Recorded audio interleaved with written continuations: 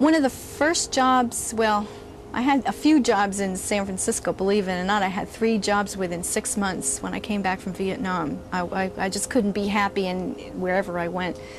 But when my husband and I decided to get married, we were transferred to Houston by his company. And so I worked at the Texas Medical Center, and I worked for Dr. Denton Cooley, who is a famous heart surgeon. And this is in the days when heart surgery was very unique. And one morning I was sitting during coffee break, and there was this woman who was very nervous. She was always very jumpy, but she seemed to have the same rhythm as me. We seemed to like have a lot in common, but I wasn't sure what it was. And we had sat down for a coffee break, and she popped open a can of Coke, and it just came out before I even thought about it. I said, the only person that would drink a Coke in the morning would be somebody who served in Vietnam. And she said, "How do you know?" And so I said, "Well, I told you, in Vietnam, that's all we did was drink Cokes because, the water was so bad." And she said, "Yeah, that's right." She said, "I never thought of that." She said, "Where did you serve?" And I said, "Oh, 12th of Vac." "And when was it?" "It's 69, 70. And asked her when she served, and she told me, and where she served, and she told me, and that was the end of the conversation. At the time, I was smoking, and I was finishing my cigarette, and we got up and we walked away.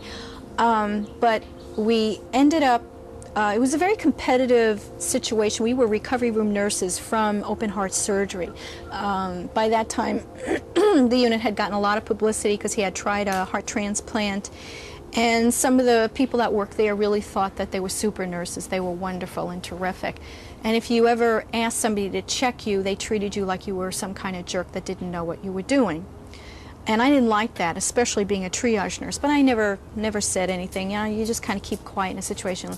But Lynn would always connect with me and communicate with me. "Would you check this for me?" And I would ask her to check for me because there was this trust. We knew we each were capable, probably more skilled than some of these other nurses, and we didn't have to prove that to anyone. I wonder about her today. I hope that I really hope that she's come as far as me. And we have the Vietnam Women's Memorial Project, which is working on getting some kind of memorial by the wall that represents the women who served in Vietnam, because there were nurses, there were map makers, there were pilots, there were writers, there were all kinds of women that served in Vietnam. And we are hoping that that memorial will draw out women, that they will see that they are truly recognized and that they are as important as the men are.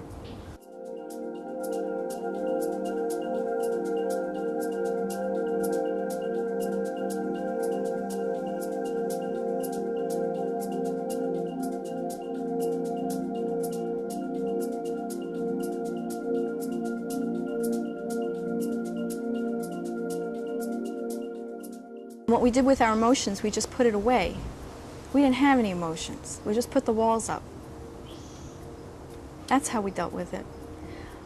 There was some drinking, there was maybe a little dope smoking, but basically we just put our feelings on hold. That's one of the problems why post-traumatic stress is so extreme in the medical group of people that served in Vietnam, because we put our emotions on hold. When we came home, nobody taught us how to open up the door again. So we do. We all have.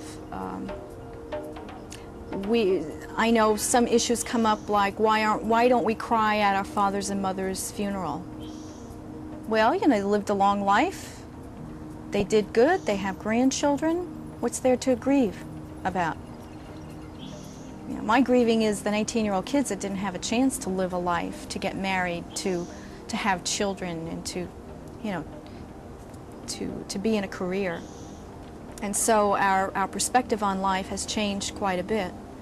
And some of us are still very much hardcore. It took me many years to really learn how to react and cry to something sad happening. It would take me a long time to get that stuff out because I had forgotten that it's okay to react at that time.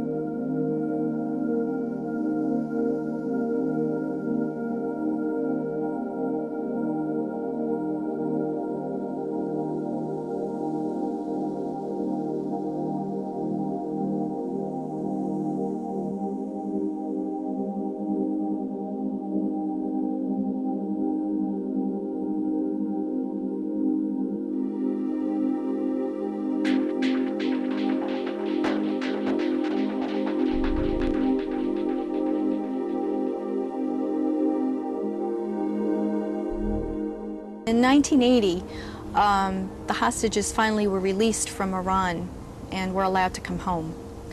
And I had my yellow ribbon out on my mailbox, and I remember sitting watching this whole scene on CNN. And I was very happy, just like everybody else was, very supportive of this time. But everybody went overboard with this.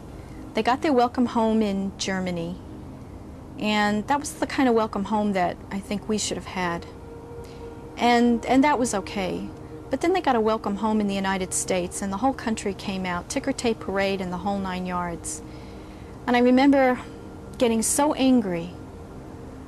I was angry because I saved lives in Vietnam, and I should have gotten some recognition for it. I was angry because people died in Vietnam, and they didn't really get the recognition for it. There were so many heroic things that happened in Vietnam, so many people who did so many wonderful things, and the hostages spent a little over 365 days reading magazines.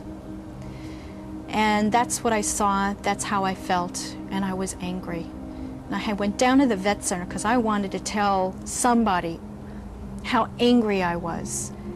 And the vet center was flooded with other vets like myself that were just as angry. And I remember us sitting down and talking about it.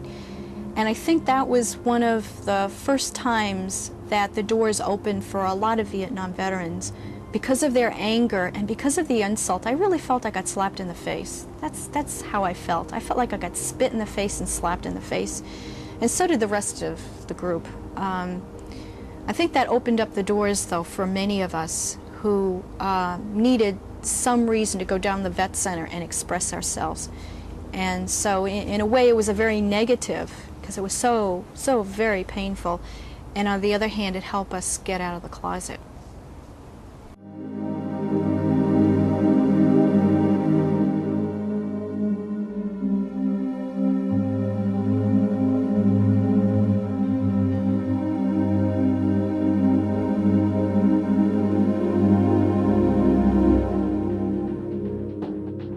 I'm now working for the Vet Center program, and I'm a clinical coordinator, and my job is to counsel veterans, Vietnam veterans and veterans of other eras as well.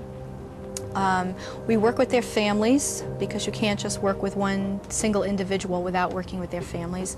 We work with on issues of their post-traumatic stress, marital problems, problems with their children. We also have groups